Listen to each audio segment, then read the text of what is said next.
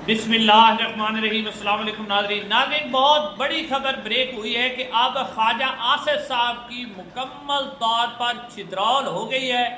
शमा जनेजो साहबा खुल के मैदान में आई हैं और अब सब कुछ वादे हो गया है। उन्होंने ख्वाजा आसिफ साहब के कपड़े बिल्कुल उतार के रख दिए हैं। ख्वाजा आसिफ साहब के पास सिवाय डूब मरने के और कोई मकाम नहीं रहा। बहुत ही धमाका खेज ट्वीट किया है शमा जनेजो ने, मैं आपके सामने रखता हूं। जिसके बाद ख्वाजा आसिफ जो रंगबाजी कर रहा था वो पकड़ा गया है।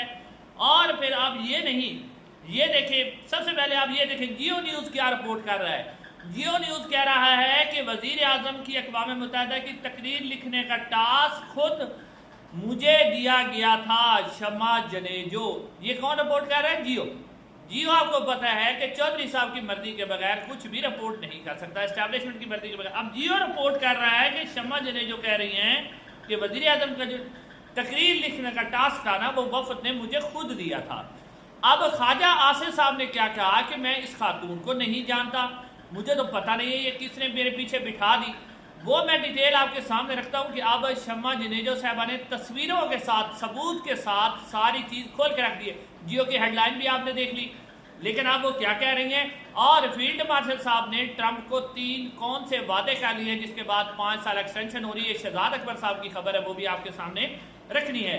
नाज़रीन, अब मुद्दा जो डाला गया, शमा जनेजो साहब है जो वज़ीर दिफा ख्वाजा आसिफ साहब के पीछे बैठी हुई थी, उसका मुद्दा डाला गया आसिम इफ्तिखार साहब। आसिम इफ्तिखार जो है वो पाकिस्तान के मुस्तकिल मंदूब है, यानी सफ़ीर है ब्यूरोक्रेट से अक़वाम मुत्तहिदा के अंदर।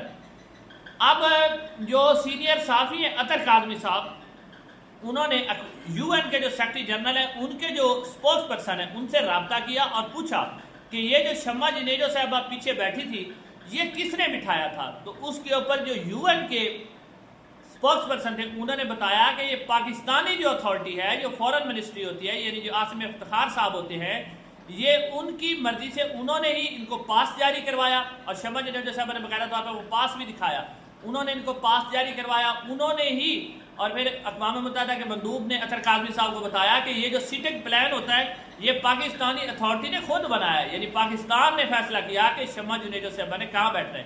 पास भी उन्होंने दिलवाया और कहाँ बिठाना है वो फैसला भी पाकिस्तानी अथॉरिटी ने किया। इसका मतलब है कि इसके पीछे जो है हमारी इस्टेब्लिशमेंट थी। ख्वाजा साहब को पता नहीं था, लेकिन ख्वाजा साहब भी इसके अंदर आप मुलविस निकले, किस तरह झूठ बोलते पकड़े गए।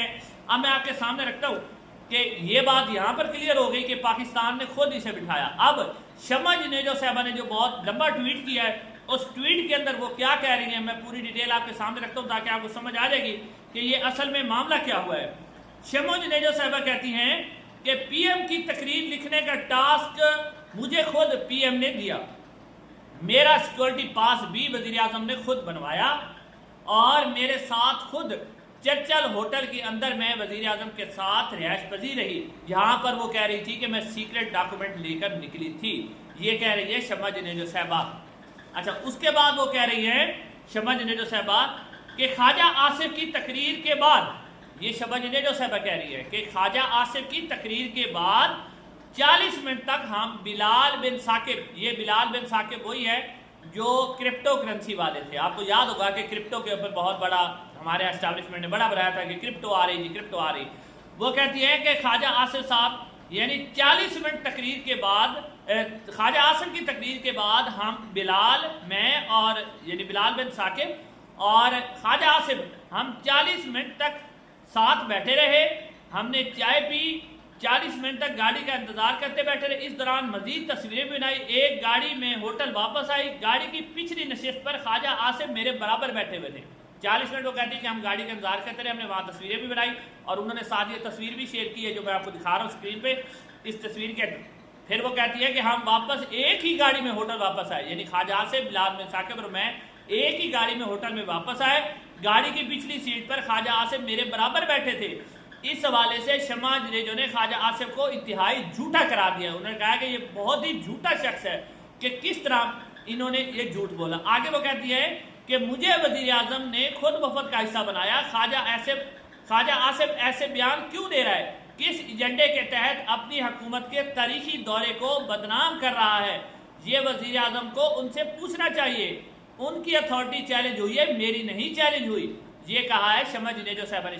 शम्मा जुनेजो साहबा कहती है कि ये जो ख्वाजा आसिफ अभी बयान दे रहे हैं ना, ये जनाब जो बयान दे रहे हैं ये तो ख्वाजा आसिफ दे रहे हैं, ये तो वजीर आजम ने मुझे खुद इसका हिस्सा बनाया था।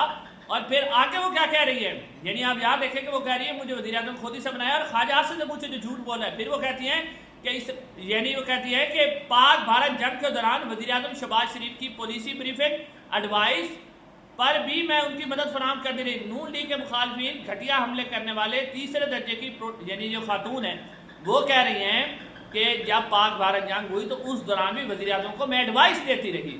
ये कह रही है शम्मा जुनेजो साहबा।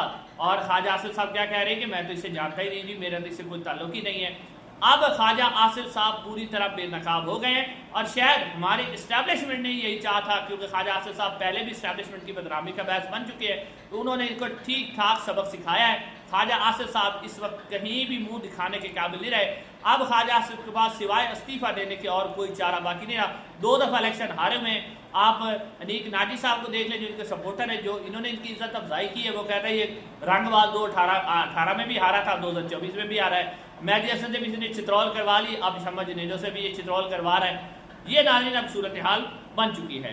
अब नाज़रीन अगली खबर जो है वो जो बैरिस्टर शहजाद अकबर साहब है उन्होंने दी है फील्ड मार्शल साहब के हवाले से।